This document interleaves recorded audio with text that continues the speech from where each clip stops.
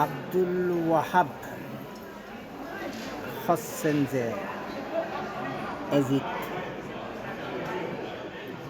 যেই এজিদের সাথে মোহাম্মদ হানিফার যুদ্ধ হয়েছিল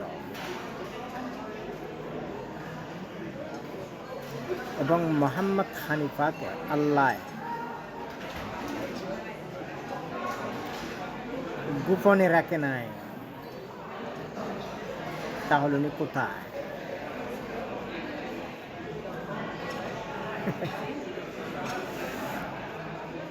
কি বলবো আর আপনাদেরকে, আমাদের মেসেঞ্জার বংশের মধ্যে কাউকে বাঁচায় রাখে না।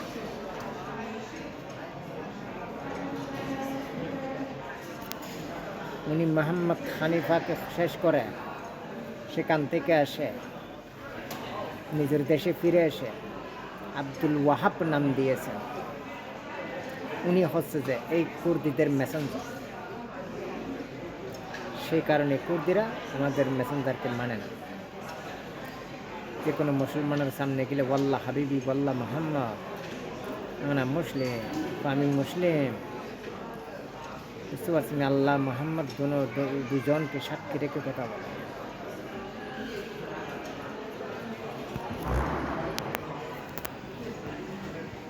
আমি আর আপনাদেরকে কিভাবে বুঝাবো?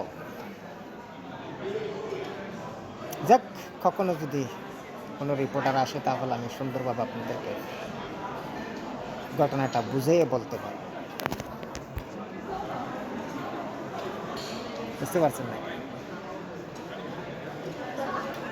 আরব দেশের থেকে এতটা আউলিয়া আমাদের দেশে চলে যাওয়ার বিষয়টা কি?